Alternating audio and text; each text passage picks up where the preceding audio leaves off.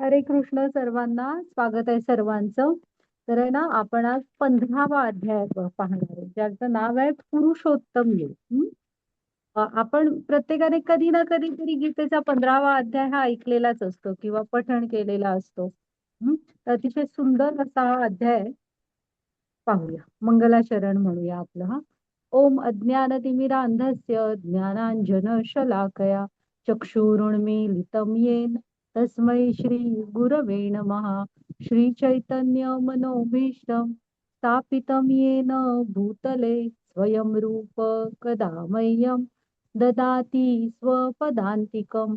वन्देऽहं श्रीगुरो श्रीयुतपदकमलं श्रीगुरून् वैष्णवांच श्रीरूपं साग्रजातं सहगण रघुनाथान्वितं तं सजीवं सादवैतं सावधूतं परिजनसहितं कृष्ण चैतन्य देवं श्री राधा कृष्ण पदान् सहगण ललिता श्री विशाखान्वितांच. हे कृष्ण करुणा सिंधो दीनबंधो जगतपते गोपेश गोपिका कांत राधा कांत नमोस्तुते. तप्त कांचन गौरांगी राधे वृंदावनेश्वरी वृषभानुसुते देवी प्रणमामि हरिप्रिये. नमा ओम विष्णुपदाय कृष्णपृष्ठाय भूतले श्रीमते भक्ति वेदांत स्वामी इति नामिने. नमस्ते सारस्वते देवी गौरवाणी प्रचारिणे निर्विशेष शून्यवादी पाश्चात्य देशतारिणे.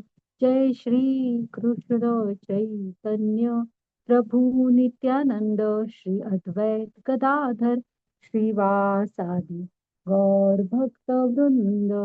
हरे कृष्णा कृष्ण कृष्णा हरे हरे हरे राम राम राम हरे हरे. हरे कृष्णा कृष्ण कृष्णा हरे हरे हरे राम राम राम हरे हरे. ओके. तर स्वागत आहे तुम्हा सर्वांचं. आपण आपल्या राधा गोविंदांना प्रणाम करूया, त्यांचे आशीर्वाद घेऊया. नामानिष्ठ दास प्रभूजींना प्रणाम करू, त्यांना त्यांचे आशीर्वाद घेऊया. प्रभुपाद स्वामींना प्रणाम करूया, ज्यांनी सोप्या शब्दात आपल्यासाठी गीता लिहिली. आमच्या को-होस्ट आणि आमच्या ह्या पूर्ण टीमला आणि आमच्या ग्रुप हेड पूजा माताजी यांना प्रणाम करते. अन्वया माताजी ज्यांनी मला गीता शिकवली त्यांना प्रणाम करते. आणि तुम्ही पण इथे ना वेळेत येता, तुम्हाला सर्वांना पण सादर प्रणाम. कारण तुमच्या येण्यामुळे एक उत्साह आम्हाला येत असतो. तर तुम्ही आता ना स्क्रीनवर पाहताय की कालचा आपला जो अध्याय होता त्याचं नाव होतं गुणत्रय विभाग योग. मग आता सांगा बघू, आपण काल कुठले 3 गुण बघितले?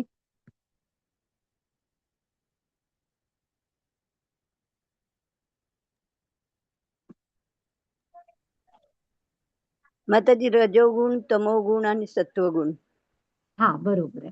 मग हे जे गुण असतात ना, हे आपल्याला कसे बांधून ठेवतात हे आपण बघितलं. की तुम्हाला उदाहरण दिलं होतं बघा, की आपल्याला जर का शुगर असेल किंवा बीपी असेल, तर टायफॉइड असेल, तर हे जे आजार असतात ना, हे तुमचं डाएट ठरवतात, की तुम्ही काय खाणार, काय नाही खाणार.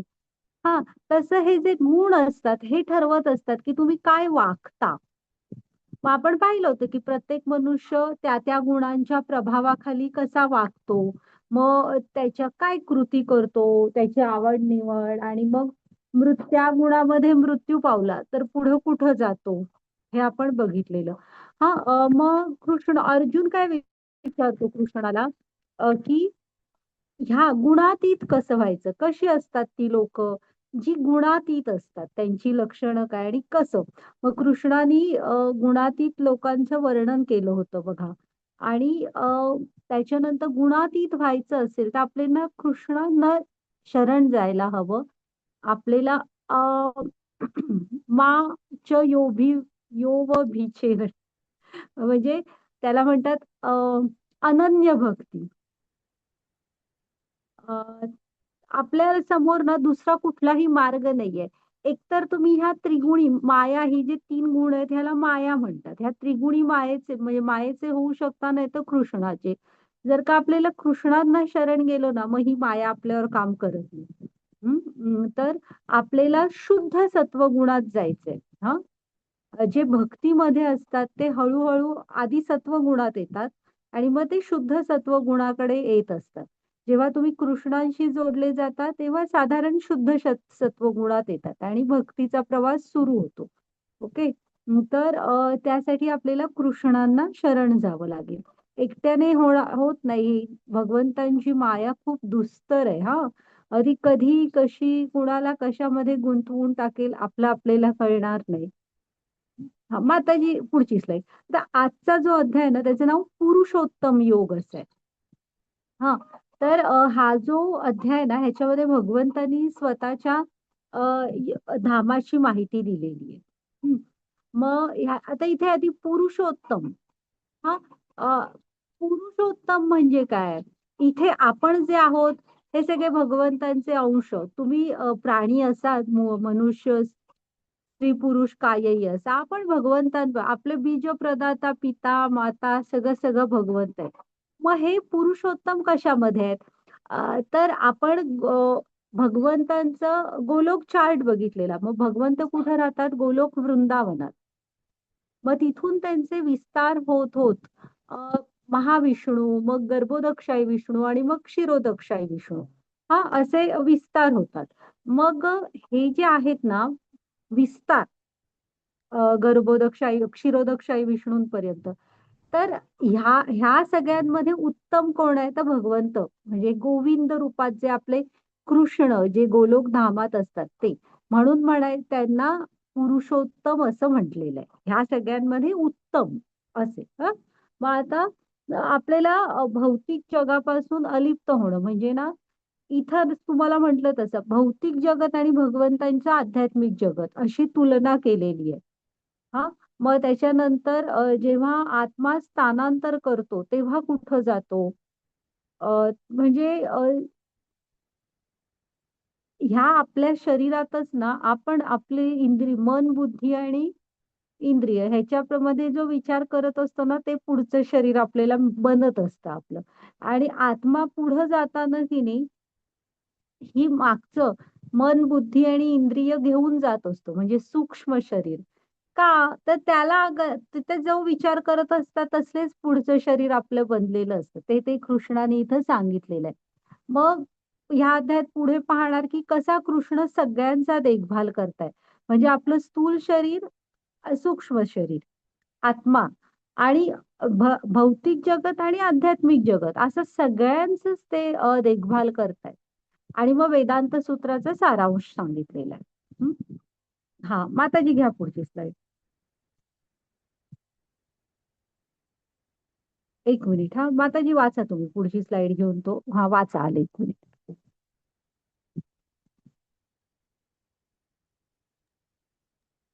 हरे कृष्ण. हा. मनीषा माताजी वाचताय. हा. हा. हरे कृष्ण. श्रीभगवानुवाच ऊर्ध्वमूलमदः शाखम् अश्वत्थं प्राहुरव्ययम् छन्दांसि यस्य पर्णानि यस्तं वेद स वेदवित्.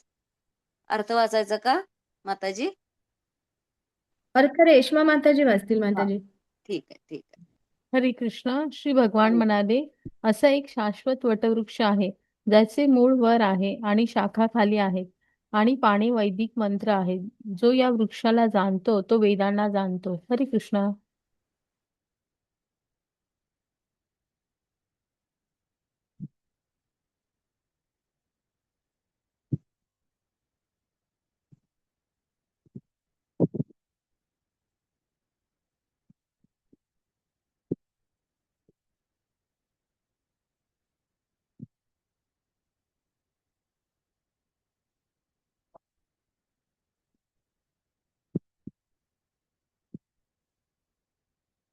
हा, आले. हा, सॉरी. तर कृष्ण इथे काय म्हणतायत बघा. एक शाश्वत वटवृक्ष आहे ज्याची मुळं वर आहेत आणि शाखा खाली आहेत. तर हे कशाचं वर्णन आहे? एक म्हणजे मूळ वर आहे आणि शाखा खाली आहे असं तुम्हाला कुठे दिसणार? तुम्ही च्या कडेला जी झाडं असतात त्याचं जे पाण्यात प्रतिबिंब पडतं ना ते असं दिसतं बघा. किंवा नदीच्या काठाला गेलो आणि कडेला जी झाडं असतात ना त्याचं पाण्यातलं प्रतिबिंब असं दिसतं. मग भगवंत हे कशाचं वर्णन करतायत? तर हे जे आपलं भौतिक जगत आहे ना त्याचं वर्णन करतायत ते. हां. अ, मग हे प्रतिबिंब पडलंय कशामध्ये? तर इच्छांच्या नदीमध्ये हे प्रतिबिंब पडलेलं आहे. ओके. कशाचं प्रतिबिंब आहे? तर भगवंतांचं जे ओरिजिनल त्यांचं धाम आहे ना, त्याचं हे प्रतिबिंब आहे. ओके. मग तुम्हाला दिसतील बघा ते ब्रह्मदेव आहेत बघा तिथे वरती. हां, हे आपलं सगळं भौतिक प्राकृती आहे. म्हणजे भौतिक जगत आहे. मग हे जे इथे डिझायर म्हणून ती निळी नदी दिसते काय लिहिलेली, ती आहे इच्छांची नदी. आणि त्याच्यामध्ये हा वटवृक्ष आहे.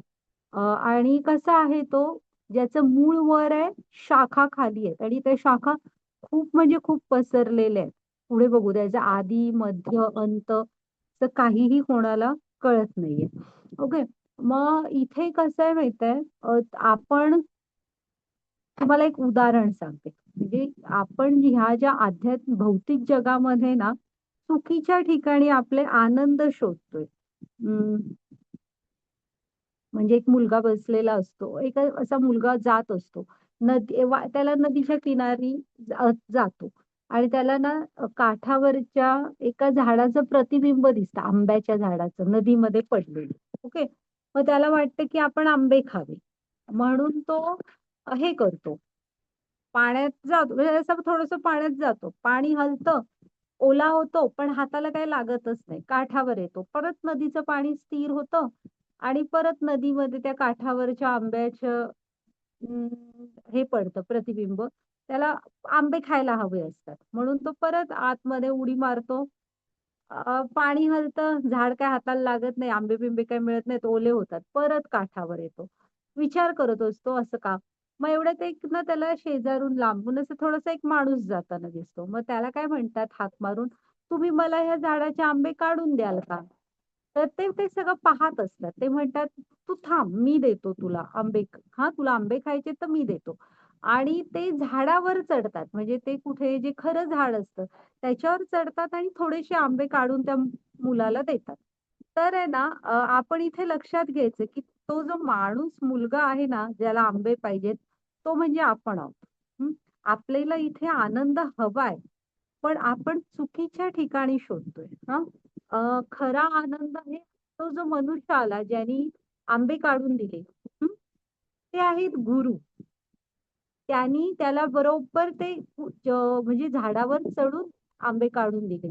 तर ना आपल्याला पण खरा आता आनंद जो मिळणार, तो गुरु आपल्याला मार्ग दाखवणार. जीवनातला योग्य मार्ग एक गुरु दाखवणार.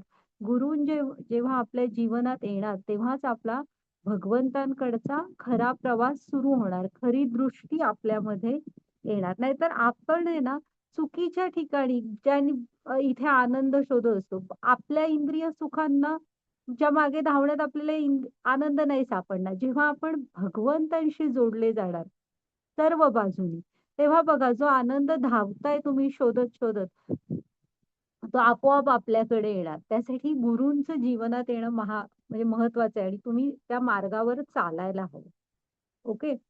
आता ह्याचं ना ह्याच्या आपल्या गीतेमध्ये पण जे वर्णन आहे ना, ते तुम्ही व्यवस्थित आणि परत पण वाचा. हा छोटासाच अध्याय आहे, चांगला अध्याय आहे. तर नक्की वाचा. हे वटवृक्षाचं वर्णन प्रभुपाद स्वामींनी कसं केलंय ते. हं. आणि आता ह्याचं कसं-कसं आहे बघा, ह्याची अ, मुळं वर आहेत, शाखा खाली आहेत आणि काय आहे, ह्याची जी पाने आहेत ना, ती वैदिक मंत्र आहेत आणि भगवंत म्हणतायत, की जो या वृक्षाला जाणतो, तो वेदांना जाणतो. स वेदविद. तुम्ही ह्या वृक्षाला जाणलात, तर तुम्ही वेदांना जाणता. हं. हा माताजी घ्या पुढे.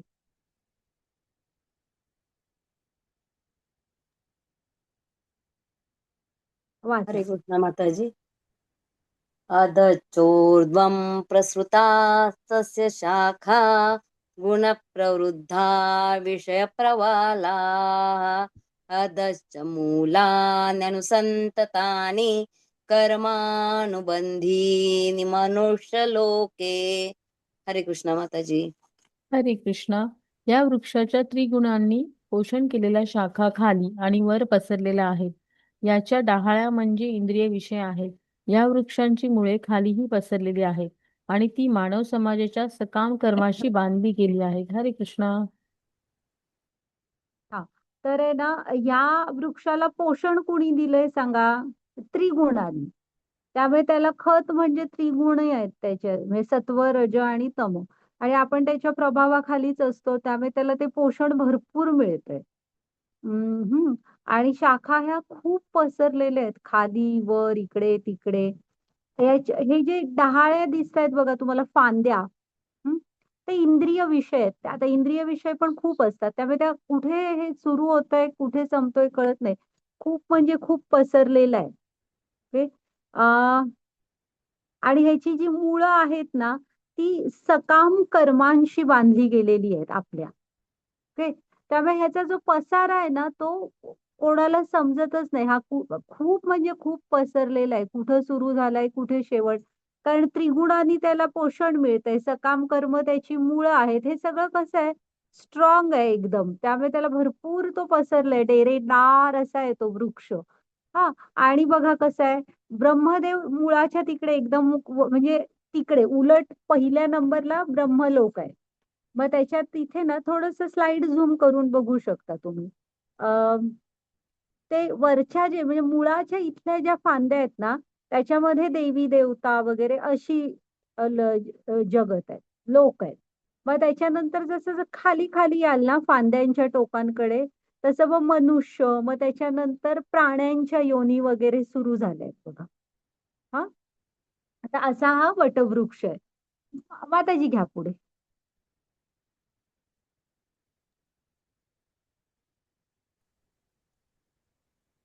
हरे हरे कृष्ण.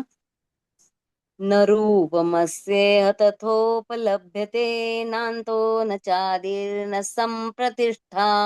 अश्वत्थमेनं सुविरूढमूलम् असङ्गशस्त्रेण दृढेन चित्वा. हरे कृष्णा. ततः पदन्तत्परिमार्गितव्ये. माताजी मागे घ्या. यस्मिन् गता न निवर्तन्ति भूयः तमेव चाद्यं पुरुषं प्रपद्ये यतः प्रवृत्तिः प्रसृता पुराणी. हा घ्या पुढे. हरे कृष्णा. या वृक्षाचे वास्तविक रूप या जगतात अनुभवता येत नाही. याचा आदी अंत आधार कोणी जाणू शकत नाही. परंतु मनुष्याने खोलवर मुळे गेलेल्या या वृक्षाला निश्चयाने अनासक्ती रूपी शस्त्राद्वारे छेदून टाकले पाहिजे. त्यानंतर मनुष्याने असे स्थान शोधावे ज्या ठिकाणी गेल्यावर पुन्हा परतावे लागत नाही. ज्या परमपुरुषाकडून अनादी काळापासून सर्व गोष्टींचा प्रारंभ आणि विस्तार झाला आहे, त्या परमपुरुषाला त्या ठिकाणी शरण गेले पाहिजे. हरे कृष्णा. हा. माताजी ती मागची एक स्लाइड घ्या बघू, ज्याच्यामध्ये ते दिसतं डिझायर लिहिलेलं आणि पलीकडे भगवंतांचं धाम असं. हा. नाही, हा हा हे ना ह्याचं सेपरेट. तुम्ही जरासं सगळ्यांनी स्क्रीन झूम करा बघा. आणि फक्त हे जे चित्र आहे ना हे बघा सगळ्यांनी. हा. तर तो एक लक्षात येणार की मधी इच्छांची नदी आहे. त्या नदीमध्ये हे प्रतिबिंब पडलेलं आहे. जाणवलं सगळ्यांना की प्रतिबिंब आहे तर त्याला माध्यम हवं की नाही, तर ते कुठं कशात पडलंय, तर इच्छांची नदी. ओके. ती निळी निळी डिझायर लिहिलेली. आणि जर का ही नदी आपण क्रॉस करू शकलो ना, तर पलीकडे कोण आहेत सांगा? पहा बघू कोण आहेत पलीकडे, जर का ही इच्छांची नदी आपण ओलांडू शकलो तर. भगवंत. हा. म्हणजे भगवंत कृष्ण आणि राधा दिसतायत का तुम्हाला पलीकडे?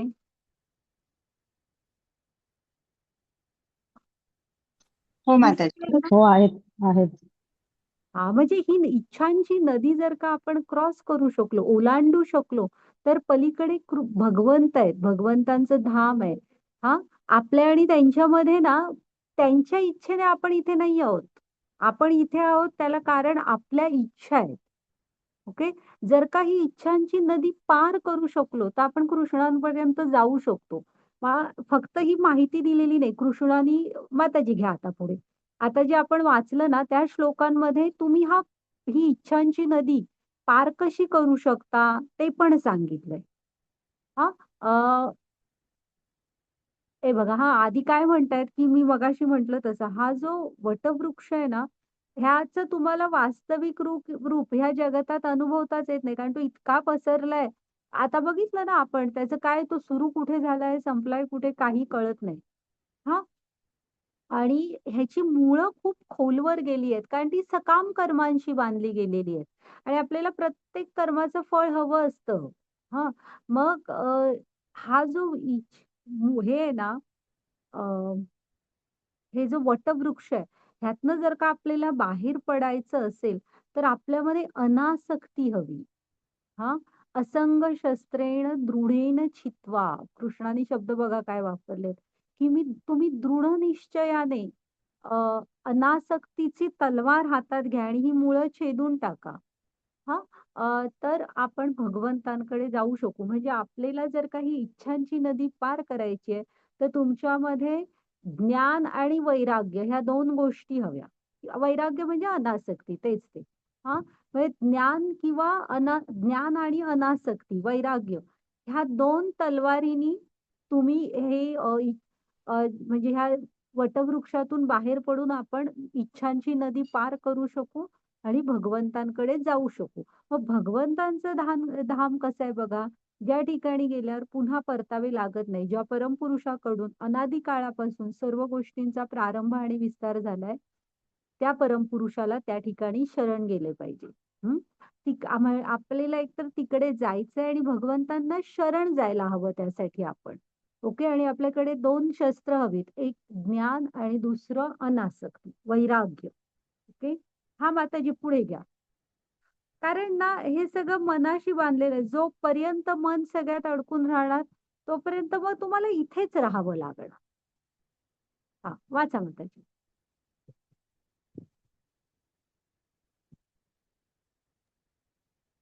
न तद्भासयते सूर्यो न शशाङ्को न पावकः यद्गत्वा न निवर्तन्ते तद्धाम परमं मम. हरे कृष्ण. हरे कृष्णा. त्या माझ्या परमधामाला सूर्य चंद्र तसेच अग्नी किंवा वीज प्रकाशित करीत नाही. जे त्या धामाला पोचतात ते पुन्हा या भौतिक जगतात परत येत नाहीत. हरे कृष्णा. भगवंतांचं धाम बघा कसं आहे. आपल्याला जो सूर्यचंद्राचा प्रकाश मिळतो ना पृथ्वीवर जो प्रकाश येतो तो सूर्य आणि चंद्र यांच्यापासून आलेला असतो. पण भगवंतांचं धाम आहे ना ही स्वयंप्रकाशित आहे. हा तिथले जे कोण सगळी जण ही ना एक स्वयंप्रकाशित आहे. ते तिथे चंद्र सूर्य अशा कोणाची गरज नाहीये. आणि मुळात आपण हे पण पाहिलेलंच आहे की चंद्र आणि सूर्यांचा प्रकाश पण भगवंतांमुळेच आहे. त्यांनीच दिलेला आहे. पण त्यांचं धाम हे स्वयंप्रकाशित आहे. हा जो ब्रह्म जे असतं ना ब्रह्म तर जी ब्रह्मस्तराप्रत उन्नत होतात त्यांना एक प्रकाश दिसत असतो. किंवा आपल्या आजूबाजूचा हा जो निसर्ग आहे निसर्गतः मिळालेलं सगळं काही तर हे सगळं ह्या ब्रह्म मध्ये येतं. आणि हा जो आहे हा गोलोक वृंदावन धामाचा प्रकाश आहे. तर त्यांचं गोलोक धाम कसं आहे सांगा. स्वयंप्रकाशित धाम आहे. हा आणि एकदा तुम्ही तिकडे पोहोचला ना की ह्या भौतिक जगात परत यायला लागत नाही आपल्याला. तद्धाम परमम मम. ते परम आहे सर्वोच्च धाम आहे भगवंतांचं. तर माताजींनी एकदा सांगितलेलं की कसं असतं ना तिथे सगळे ते आध्यात्मिक लोक आहेत. तिथे जे आहेत ना तिथे कुठले विकार नाहीयेत. असे शुद्ध आत्माच आहेत सगळे. पण ती कशी आहेत भगवंतांची शुद्ध भक्त. त्यामुळे ती ना शुद्ध तुम्ही कायही बघा की जे शुद्ध स्वरूपातलं असतं त्याला एक स्वतःची ऑरा असतो. वलय म्हणतो बघा आपण ते असतं. आता तुम्हाला ना तुम्ही कधी शुद्ध भक्त वरिष्ठ भक्त असतात अशांना भेटला गुरु वगैरे ना भेटलात की आपल्याला असं छान वाटतं बघा. आपल्याला शांत वाटतं. ते गुरु आपल्याला तेजस्वी वाटतात का तर जेवढं तुमच्यामध्ये हे विकार कमी होतात शुद्धीकरण होत जातं तसा आपला आपला ना एक ऑरा असतो, वलय, तो तेजोमय बनत जातो. आणि हे तर भगवंतांचं धाम आहे. इथे सगळं काही शुद्ध आहे. त्यामुळे ना ते स्वयं प्रकाशित आहे. त्यांना दुसऱ्या प्रकाशाची आवश्यकता नाही. हां. हां, माताजी घ्या पुढे. आलं ना लक्षात तुमच्या? आणि तद्धाम परमं मम. की ते धाम परम आहे, सर्वोच्च आहे. वाचा माताजी. हरे कृष्ण. ममैवांशो जीवलोके जीवभूतः सनातनः मनःषष्ठानीन्द्रियाणि प्रकृतिस्थानि कर्षति. हरे कृष्ण माताजी. हरे कृष्णा. बद्ध जगतातील जीव हे माझे सनातन अंश आहेत. बद्ध जीवनामुळे ते मनासहित 6 इंद्रियांशी कठीण संघर्ष करीत आहेत. हरे कृष्णा. आता कृष्ण बघा, ज्यांनी हे सगळं बनवलंय ना, ते काय सांगतायत बघा, की हे आपण आहे ना इथे बद्ध जीवन आहोत. हा म्हणजे आपण इथे बांधले गेलेलो आहोत. आता काल तर आम्ही तुम्हाला म्हटलं ना, की कालचा अध्याय बघायच्या आधी आपण म्हटलो पण असतो, की आम्ही कुठं बांधलो गेलो, आपण तर टोटल फ्री आहे. तर आपण बघितलं ना काल, की आपल्याला माया इथे बांधून ठेवते, त्रिगुणी माया. माया कशी असते, एक तर आपण सत्व, रज किंवा तम ह्या 3 गुणांच्या प्रभावाखाली असतो. त्यामुळे कृष्ण म्हणतात, की हे जेव्हा आपण इथे बांधले गेलेलो आहोत आणि सतत इथे जगण्याचा संघर्ष आहे. आणि असं समजू नका, की फक्त आपल्या आयुष्यात आहे. हा असा करतो त्याच्या खरंच त्यांच्या बरोबर सगळं चांगलं होतं, असं नसतं. इथलं हा इथला बेसिक नियम आहे. तो सगळ्यांसाठी सेम नियम आहे. इथले पशु-पक्षी असू देत, की मनुष्य असू देत, कोणही असू देत. इथे जगण्यासाठी संघर्ष हा प्रत्येकाला करावा लागतो. हं. त्यांचं फक्त स्वरूप आणि प्रमाण कमी जास्त असणार. पण इथे सुख-दुःख, संघर्ष हे आहेतच. कारण इथे आपण बद्ध आहोत. ते बघा, ते बद्ध जीवनामुळे ते मनासहित 6 इंद्रियांशी कठीण संघर्ष करत आहेत. आणि इथे अ, 5 धावणारी इंद्रिय म्हणजे 5 जणांना 5 तो मनुष्याच्या शरीराचा रथ आठवा. 5 जणांना 5 गोष्टी वेगवेगळ्या पाहिजे असतात. त्यात मन 6वं. असा हा सततचा संघर्ष सुरू असतो. म्हणून तेव्हा आपण सांगितलेला नियम लक्षात ठेवा, की बुद्धी पण दिली आहे आपल्याला, ती वापरायची आहे. बुद्धीने मनाला ताब्यात ठेवा. मन ताब्यात असलं ना, तर इंद्रिय ताब्यात राहणार. नाहीतर मग बघा, हे असं ना कठीण संघर्ष इथे आपला सुरू असतो. हा सतत सुरू असतो बघा. हं. माताजी घ्या पुढची स्लाईड. हे भौतिक जगतात सगळ्यांसाठी ॲप्लिकेबल आहे. आणि बद्ध जगातील जीव हे माझे सनातन अंश आहेत. जेव्हा कोण म्हणेल ना, सांगा बरं, कोण म्हणतंय की आपण भगवंतांचे अंश आहोत वगैरे. तर गीतेमध्ये हे बरेच श्लोक आहेत, ज्यामध्ये कृष्णाने सांगितलेलं आहे की आपण त्यांचे अंश आहोत. हा, माताजी पुढची स्लाइड घ्या. वाचा हरे माताजी. कृष्ण माताजी. शरीरं यद्वाप्नोति यच्चाप्युत्क्रामतीश्वरः गृहीत्वैतानि संयाति वायुर्गन्धानि वाशयात्. हरे कृष्ण माताजी. हरे कृष्णा. ज्याप्रमाणे वायू आपल्याबरोबर गंध घेऊन जातो, त्याप्रमाणे भौतिक जगतातील जीव आपल्याबरोबर जीवनातील विविध संकल्पना एका देहातून दुसऱ्या देहात घेऊन जातो. अशा रीतीने तो एक प्रकारचा देह धारण करतो आणि पुन्हा दुसरे शरीर धारण करण्याकरता पहिल्या देहाचा त्याग करतो. हरे कृष्णा. हे बघा, आपण ना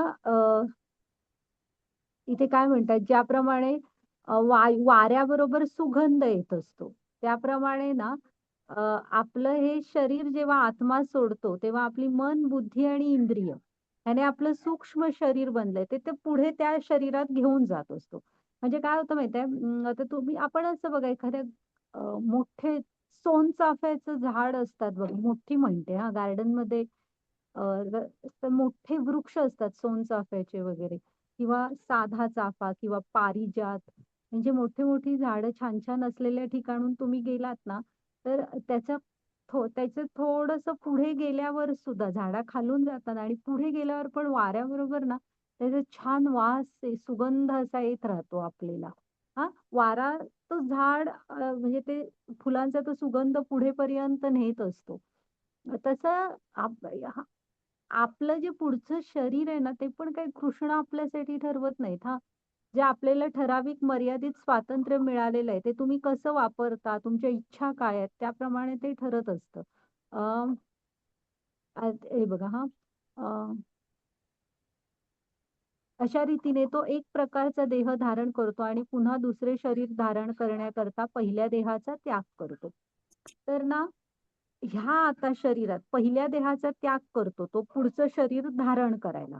मग ते जे पुढचं शरीर धारण करतो ना ते बनतं कसं सांगा? तर इथे तुमच्या ज्या इच्छा आहेत, तुमच्या मन, बुद्धी आणि अहंकार म्हणजे मी करता आणि मी भोगता हा मिथ्या अहंकार. तिथे जर का आला खरा अहंकार की मी कृष्णाचा नित्य दास आहे, तर चांगलं असतं. पण नाही आला, तर मग ते मन, बुद्धी आणि अहंकार ह्याच्यामध्ये तुम्ही सतत जे विचार करत असता. अ, आता एखाद्याला ची वृत्ती अशी असेल, की ही माझी प्रॉपर्टी आहे. मला इथे कोणी असं माझ्या प्रॉपर्टीकडे बघितलेलं पण आवडत नाही. सतत त्याचं लक्ष असतं आणि त्याला आवडत नाही आपल्या हद्दीत वगैरे कोणी आलेलं. तर मग जनरली कुत्रा वगैरे असतो बघा, त्यांची इंद्रिय आपल्याला पुढं म्हणजे ते शरीर मिळू शकतं. कारण काय होतं कुत्र्याला तसं असतं बघा, त्यांची हद्दीवरून खूप भांडणं असतात. त्यांचे भाग ठरलेले असतात आणि कोण आलेलं आवडत नाही त्यांना. हां, मग तशा स्वरूपाची इंद्रिय. तर तुम्हाला जी कर्म करायला आवडतात ना तसं म्हणजे आता हा खूप खातोय तर पुढचं शरीर डुकराचं. अवैध शारीरिक संबंधच आवडतायत फक्त त्यातच इंटरेस्ट आहे. तर पुढचं शरीर मग कुत्र्याचं. ज्यांना मात्र थोडंसं पुण्यकर्म आवडतात, हां, स्वर्गात जायची आवड आहे म्हणून का होईना पुण्यकर्म करतायत वगैरे. तर मग तेवढं पुण्य जमा झालं तर पुढचा जन्म स्वर्गात मिळतो. आणि ज्यांना भगवंतांची सेवेची आवड आहे, त्यांना पुढचा जन्म म्हणजे त्यांचं पुढचं हे गोलोकधामामध्ये जातात ते.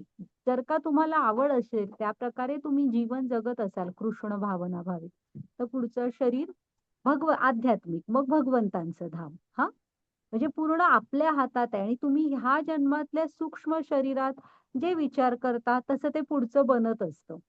आणि त्या विचार करता तशाच जनरली आपल्या कृती असतात. हां, मग आता जी पुढची स्लाईड घ्या. हां, आता इथे ते त्या ह्या श्लोकात सांगितलंय बघा, की आपली ह्या ह्याच्यात तुम्ही जशी विचार करत असता, तशी पुढची इंद्रिय बनत असतात. हां, हरे कृष्ण. वाचा, वाचा. श्रोत्रं चक्षुस्पर्शनं च रसनं घ्राणमेव च अधिष्ठाय मनश्चायं विषयानुपसेवते. हरे कृष्णा.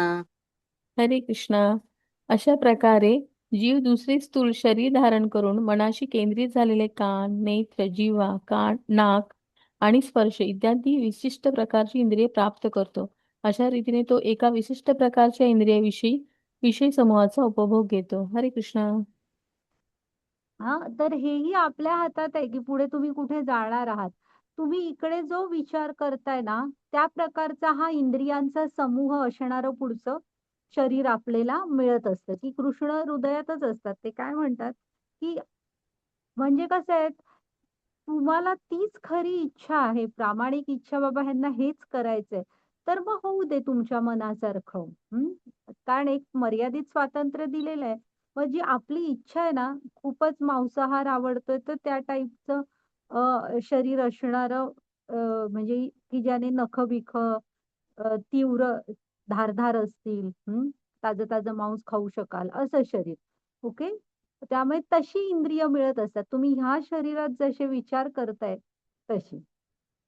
हां, हां, मग त्याची पुढची स्लाईड घ्या.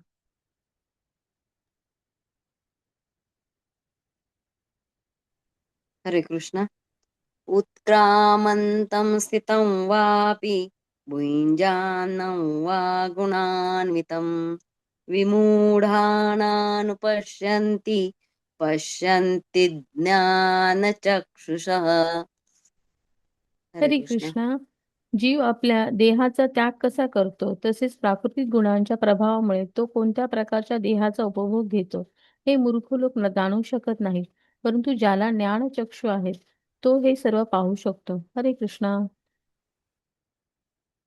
आता ना, हे जे आपण आता मागचे 2 श्लोक बघितले, हे आजूबाजूच्या आपल्या आता तुम्हाला गीता ऐकताय म्हणून पहिल्यांदा कळलं. गीता शिकल्यावर आपल्याला थोडंफार समजलं. बाकी कोणाला हे काही कळणार नाही, हे काय सांगतायत आणि काय. पण जे ना ज्ञानाची दृष्टी आहे, जे गुरु आहेत, ते ना आपल्या ह्या जीवनाची वर्तणूक तुम्ही कसं वागताय वगैरे हे पाहून ना त्यांना अंदाज येतो, की ह्यांना पुढचं शरीर बाबा कोणतं मिळणार आहे. का? तर त्यांच्याकडे ज्ञानाची दृष्टी असते. हां, आता ना त्यांनी इथे उदाहरण दिलंय. समजा आपली गाडी वाटेत बंद पडली किंवा काहीतरी प्रॉब्लेम द्यायला लागली आपली गाडी. मग आपण गॅरेजमध्ये आणलं, तिथल्या गॅरेजवाल्याला दाखवायला.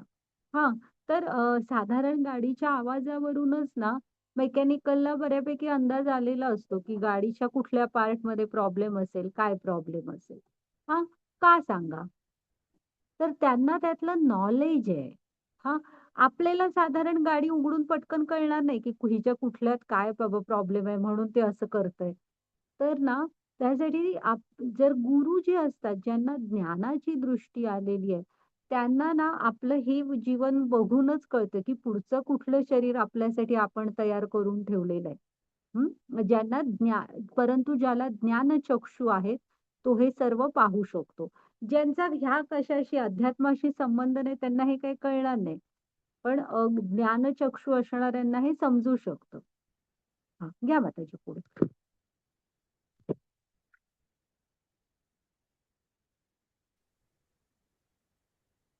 हरे कृष्ण.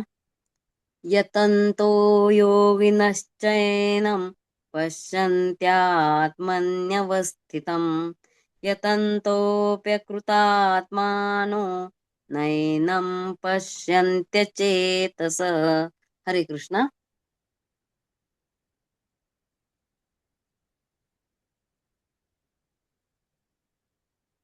हरे कृष्ण.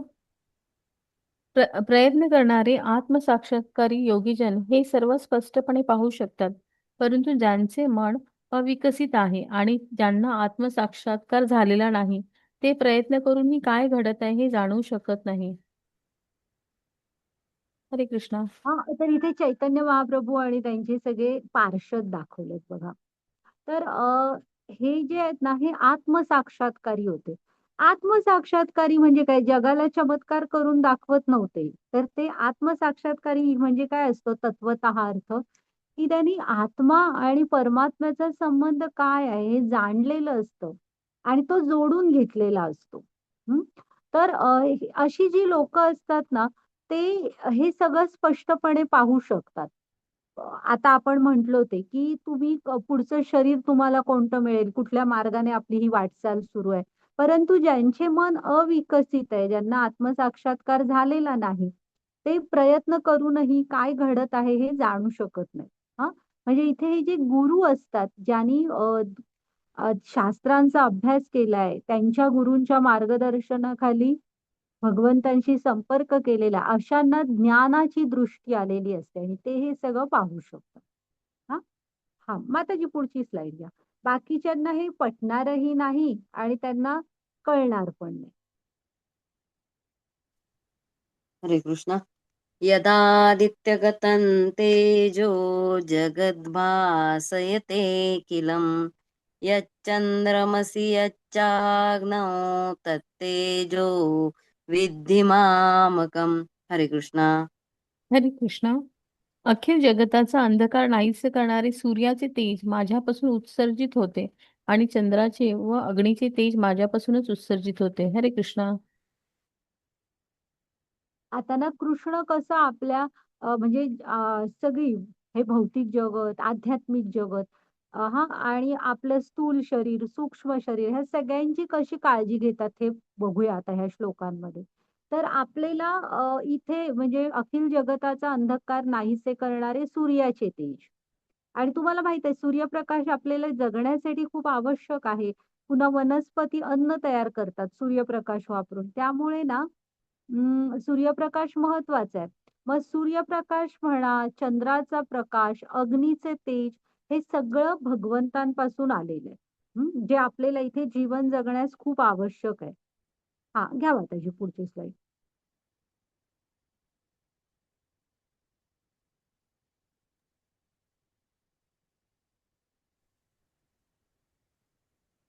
हरे कृष्ण. गामाविश्य च भूतानि धारयाम्यहमोजसा पुष्णामि चौषधी सर्वास् सोमो भूत्वा रसात्मक. हरे कृष्ण. हरे कृष्णा. मी प्रत्येक ग्रहलोकात प्रवेश करतो आणि माझ्या शक्तीद्वारे ते आपल्या कक्षेत स्थित राहतात. मी चंद्र होऊन सर्व वनस्पतींना जीवन रसाचा पुरवठा करतो. हरे कृष्णा.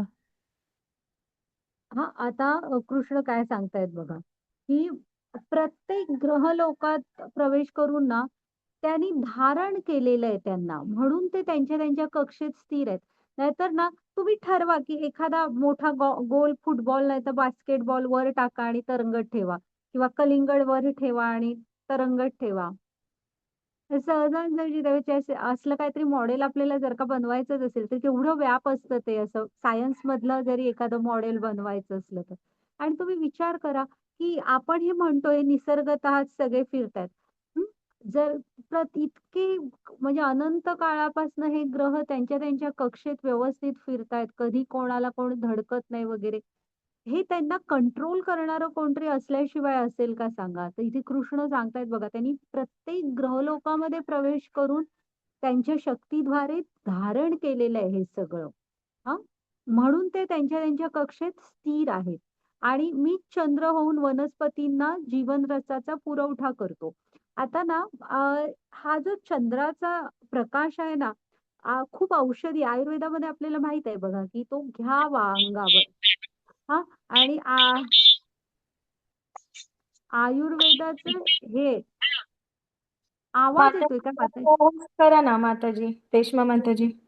हां, तर ना चंद्र जो आहे ना तो वनस्पतींना एक हे असते बघा, प्रत्येक वनस्पतीला एक स्वतःची चव असते फळा वगैरेंना.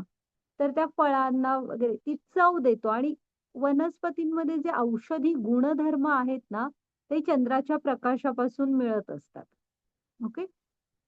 तर हे सगळं त्या वनस्पतींना जो चंद्राचा प्रकाश देतो ना, ते भगवंतच आहेत. मी चंद्र होऊन वनस्पतींना जीवनरसाचा पुरवठा करतो.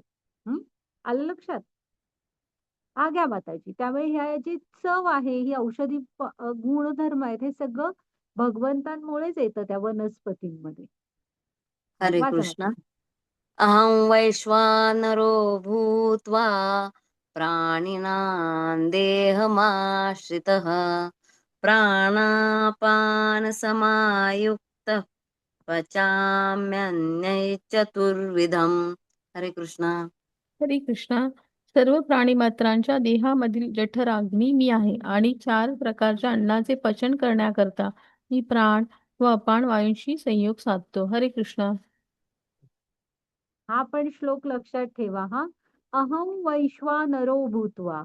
ते हे जे अ, आपलं आपण अन्न खातो जठराग्नी म्हणतो बघा, की जो सगळं अन्न पचन करतो. तर हे जे आहे ना ते भगवंत आहेत. कृष्ण स्वतः जठराग्नी होऊन आपलं हे अन्न पचवतायत. म्हणजे काळजी घेतायत तर किती घेतायत बघा. त्यामुळे आपण खाताना पण विचार करायला पाहिजे, की भगवंत स्वतः हे पचवणार आहेत, की काय खाणार? म्हणून म्हटलंय बघा, की उदरभरण नोहे जाणीजे यज्ञ कर्म. यज्ञामध्ये काय पण उचलून आपण घालत नाही. तसं इथे भगवंत स्वतः हे अन्न पचवतायत. त्यामुळे तुम्ही काय खाता ह्याच्या मर्यादा पाळायला हव्या आपण. ओके. मग आणि किती काळजी घेतली आहे ती पण बघा, की जठराग्नी बनवून आपण खाल्लेलं अन्न पचवतात. त्यामुळे एकतर ते जे सगळं त्यांच्यामुळे मिळालंय ते अन्न आपण त्यांना समर्पित करून खायला हवं. दुसरं आपल्यामध्ये ती कृतज्ञता हवी, की मला हे अन्न मिळतंय, ही भगवंता तुमची कृपा आहे. हं. म्हणून ते वदनी कवने घेता नाम घ्या श्रीहरीचे म्हणून सांगितलेलं आहे. हं. मग 4 प्रकारच्या अन्नाचे पचन करण्याकरता मी प्राण आणि अपान वायूशी संयोग पावतो. म्हणजे आपण 4 प्रकारचं अन्न साधारण खातो, जे म्हणजे चावतो, चोखतो, गिळतो आणि पितो. असे साधारण 4 वर्ग केलेले आहेत. तर ह्या 4ही प्रकारच्या अन्नाचं पचन भगवंत करत असतात. म्हणून ना जिथे आश्रम वगैरे असतात, जिथे मठ, अन्नदान केलं जातं, प्रसाद असतो, तिथे बरेचदा ना ते म्हणजे प्रसाद सुरू करण्यापूर्वी ह्या अध्यायाचं पठण केलं जातं, भगवंतांच्या पुरुषोत्तम योग अध्यायाचं. हा माताजी घ्या पुढे. हरे कृष्णा. सर्वस्य चाहं हृदि सन्निविष्टो मत्तस्मृतिर्ज्ञानमपोहनं च वेदैश्च सर्वैरहमेव वेद्यो वेदान्तकृद्वेदविदेव चाहम्. हरे कृष्णा. हरे कृष्ण. मी सर्व प्राणिमात्रांच्या हृदयात स्थित आहे आणि माझ्यापासूनच स्मृती, ज्ञान आणि विस्मृती होतात. सर्व वेदांद्वारे जाणण्यायोग्य मीच आहे. निसंदेह मी वेदांचा संकलन आहे आणि वेदांचा ज्ञाताही मीच आहे. हरे कृष्णा.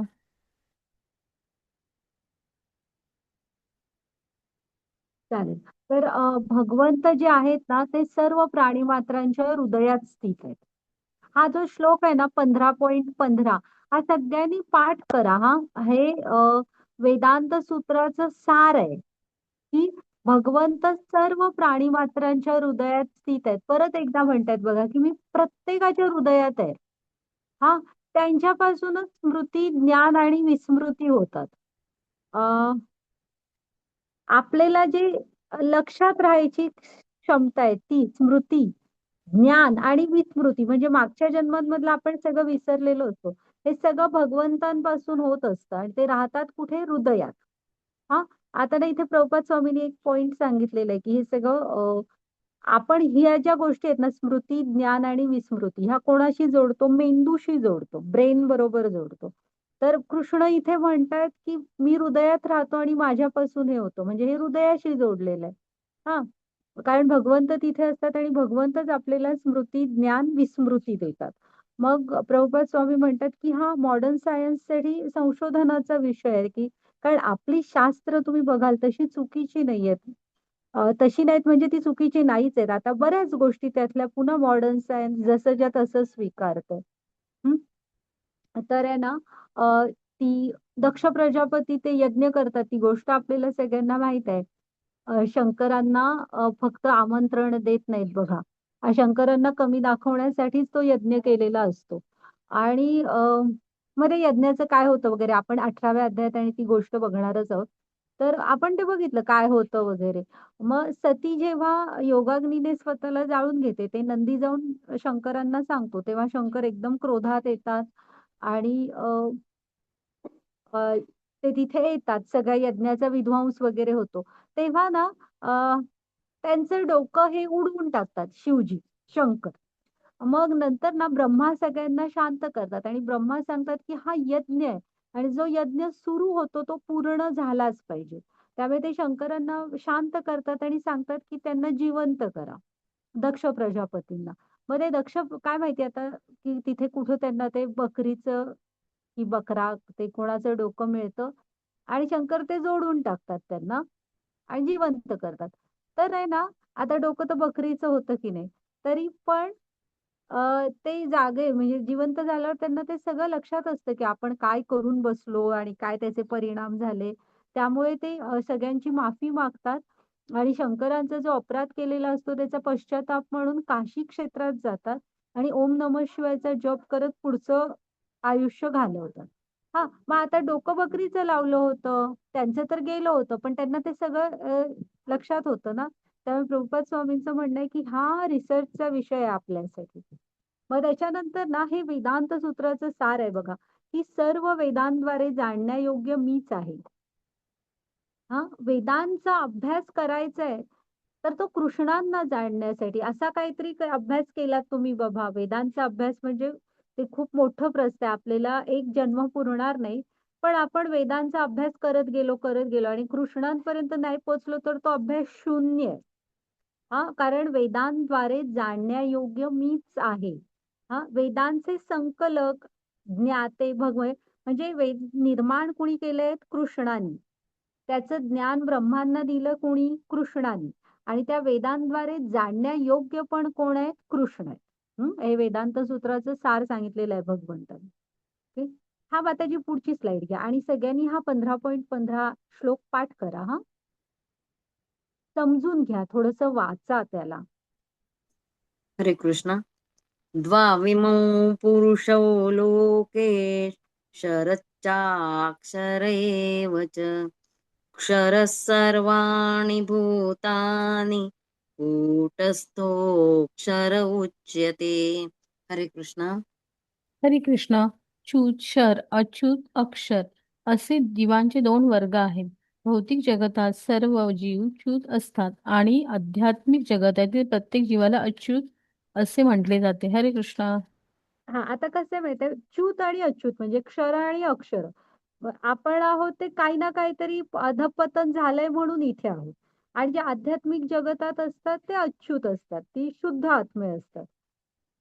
तर आहे, पण ही जी दोन्ही आहेत, च्यूत काय आणि अच्युत काय, हा, तर मग त्याची पुढची स्लाइड घ्या. असे जीवांचे दोन वर्ग आहेत आणि ह्या दोघांचीही काळजी भगवंत घेत असतात. हरे कृष्ण. उत्तमः पुरुषस्त्वन्यः परमात्मेत्युदाहृतः यो लोकत्रयमाविश्य बिभर्त्यव्यय ईश्वरः. हरे कृष्ण. हरे कृष्ण. या दोहों व्यतिरिक्त एक परम पुरुष परमात्मा आहेत, जे स्वतः अव्ययी भगवंत आहेत आणि तेच त्रिलोकांमध्ये प्रवेश करून त्यांचे पालनपोषण करीत आहेत. हरे कृष्ण. हा, तर मग म्हणजे जे इथलं भौतिक जगत आणि आध्यात्मिक जगत, या दोन व्यतिरिक्त एक परम पुरुष परमात्मा आहेत.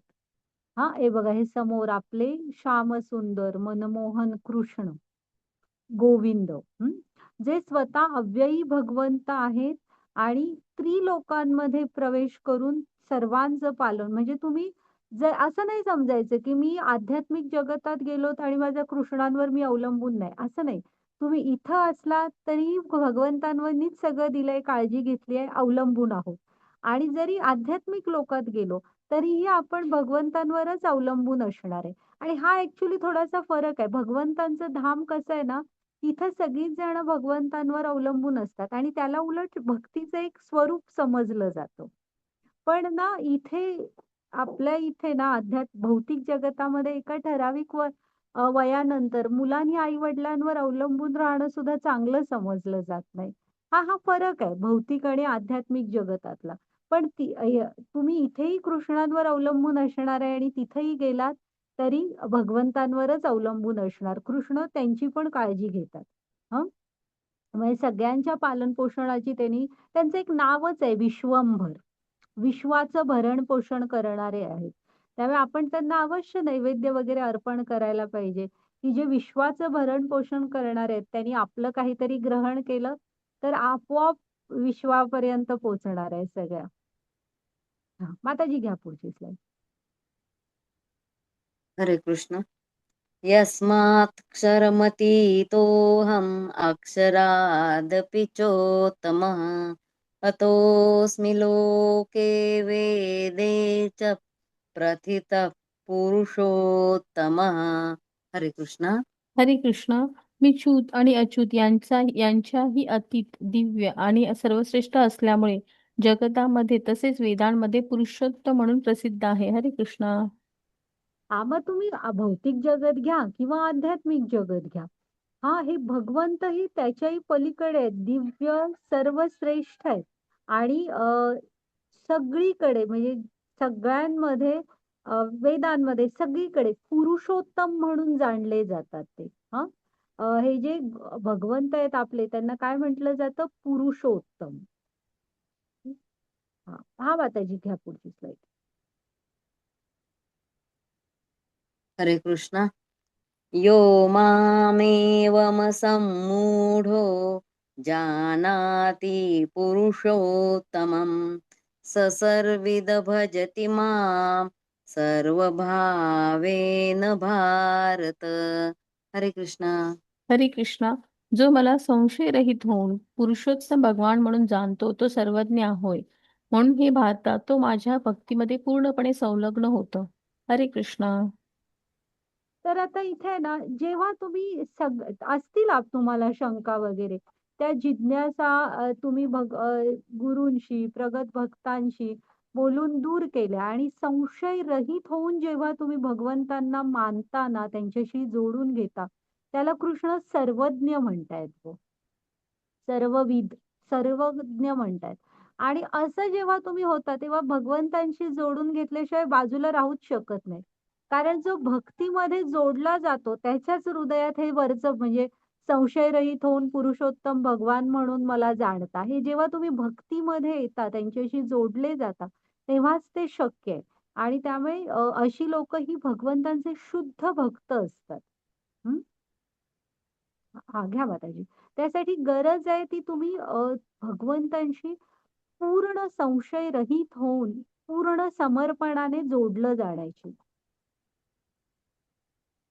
हां, असं पुढे वाचा. हरे कृष्ण. यो मामेवम सम्मूढो जानाति पुरुषोत्तमं स सर्विद भजति मां सर्वभावेन भारत. परत तो श्लोक आलाय ना चला, माताजी हा तिकडे? तोच 20 पाहिजे होता. ऍक्च्युली हरे 20 पाहिजे होता. होय, मी वा- 20 बघते. 20वा वाचू का? वाचा, वाचा. आहे काय हा, तुमच्याकडे? हो आहे. हरे हां, कृष्ण. वाचा. इति गुह्यतमं शास्त्रम् इदमुक्तं मया नघ एतत् बुद्ध्वा बुद्धिमान् स्यात् कृतकृत्यश्च भारत. हरे कृष्णा. हरे कृष्णा. हे निष्पाप अर्जुना, हा वैदिक शास्त्राचा परम गुह्य गाभा आहे आणि तो आता मी तुला प्रकट केला आहे. हे सत्य जाणणारा मनुष्य बुद्धिमान होतो आणि त्याचे प्रयत्न पूर्णत्वास जातात. हरे कृष्णा. इथे ना अनघ म्हटलंय बघा अर्जुनाला. अनघ म्हणजे काय तर निष्पाप. अर्जुनाला ते काय म्हणतायत बघा, अनघ म्हणतायत. हा, तर निष्पाप अर्जुना, आता हे जे तुला ज्ञान सांगितलं हा वैदिक शास्त्रांचा परम गुह्य गाभा आहे. आता आपण जे बघितलं ते हा वेदांचं सार आहे. आता हा जो अध्याय सांगितला आपण पाहिला, हा वेदांचा सार सांगितला म्हणतायत. हा, आणि तुला तो प्रकट केला म्हणजे तुला ते ज्ञान मी दिलंय. हे जे जाणतो ना, हा जो सत्य अध्याय हे सगळं जाणतो. इथे जाणतो म्हणजे कृष्णांशी जोडून घेतो, हे पण पुढे तुम्ही गृहीत धरा. कारण जाणल्यावर आपण कृष्णांपासून अलग राहू नाही शकत. हा, ते कृष्ण ते सर्वांकर्षक आहेत. हरे आहेत ते, म्हणजे ते हरण करणारे आहेत. आपलं ना सगळं मन वगैरे त्यांच्यामध्ये लागतं. त्यामुळे जो जाणतो तो भगवंतांशी जोडून घेतो. आणि ना कृष्ण त्याला बुद्धिमान म्हणतायत. हे जर का तुम्ही आता जे शिकलो ते जाणलं, त्यालाच भगवंत बुद्धिमान म्हणतायत, की हेच तुमच्या बुद्धीचा योग्य वापर आहे. ओके. आणि त्याचे प्रयत्न पूर्णत्वास जातात. हेच म्हणायचं की आपण आपल्या बुद्धी योग्य मार्गावर वापरली, आणि कृष्ण म्हणतायत की नक्की तुमचे प्रयत्न पूर्णत्वास जातील. हं. हां. तर माताजी, तर हा अध्याय ना तुम्ही पुन्हा एकदा छोटासाच आहे. ह्याचं ना प्रभुपाद स्वामींचं स्पष्टीकरण वाचा. हे श्लोक समजून घ्या. सोपे आहेत आणि महत्वाचा अध्याय आहे. हं. तर आपण बघितलं की भगवंतांचं धाम कसं आहे आणि आपलं कसं आहे, थोडंसं बघितलं. आपलं जे आहे इथे आपण चुकीच्या ठिकाणी आनंद शोधतोय. कृष्णांपासून बाजूला होऊन ना, इथे आनंदाच्या मागे आपल्याला बघा आपण आतापर्यंत धावतच होतो आणि काही त्यात वाईट नाही. प्रत्येकाला आनंदी राहावं वाटतं. का माहितीये? कारण आत्म्याचा स्वभाव आहे आनंदी राहणं. तो सच्चित आनंद आहे. त्यामुळे आनंदी राहणं आपल्याला आवडतं. फक्त जरासं कृष्णांशी आपले आनंद जोडून घ्या. कीर्तन करा. आता भारत देशामध्ये खूप म्हणजे सगळ्या पवित्र नद्या, सगळे पवित्र पर्वत, खूप म्हणजे अगदी वेगवेगळ्या प्रकारचे वृक्ष, प्राणी सगळं आहे. खूप फिरून बघू शकता. फक्त कृष्णांशी जोडून घ्या. हे सगळं त्यांचं आहे आणि आपल्यावर फक्त ती एक सांभाळायची जबाबदारी आहे. आपण इथले मालक नाही. हे लक्षात ठेवा. हां, असं म्हणजे तुम्ही आनंद इथे शोधू शकता, मिळवू पण शकता, जर का कृष्णांशी जोडून घेतलं तर. हां, मग त्यांचं धाम बघितलं, आपलं बघितलं. मग कृष्णाने काय सांगितलं, ती मध्ये एक इच्छांची नदी आहे, ती पार करू शकलो, तर आपण भगवंतांच्या धामात जाऊ शकतो. त्यासाठी ना आपल्याकडे अ, म्हणजे असंग शस्त्रेण म्हणजे आपल्यामध्ये अनासक्ती, वैराग्य हवं. ज्ञान आणि वैराग्य ह्या 2 शस्त्र आपल्याकडे असले, तर आपण त्या तलवारींचा उपयोग करून ही इच्छांची नदी पार करू शकतो. पुन्हा जेव्हा आत्मा आहे ना हे शरीर सोडून पुढच्या शरीरात जातो, तेव्हा आपलं सूक्ष्म शरीर घेऊन जात असतो. का? तर ह्या शरीरामध्ये तुम्ही जसं मन, बुद्धी आणि इंद्रियांमध्ये विचार करत असता, तशी पुढची आपल्याला इंद्रिय मिळतात म्हणून. मग कृष्ण आध्यात्मिक आणि भौतिक दोन्ही जगतांचा कसा पालन पोषण करताय ते बघितलं आपण. आणि वेदांत सूत्राचं सार कृष्णाने सांगितलं की हे जे ज्ञान सांगितलं हे सगळं परम गुह्य असं ज्ञान सांगितलंय. जो हे जाणतो तो बुद्धिमान आहे आणि माझ्यापर्यंत येऊ शकतो. ओके, तर झाला आपला आजचा अध्याय. असू दे ही स्लाइड थोडा वेळ माताजी, बाकी रेकॉर्डिंग स्टॉप केलं तर चालेल. आता तुम्हाला काही शंका असली तर विचारा तुम्ही.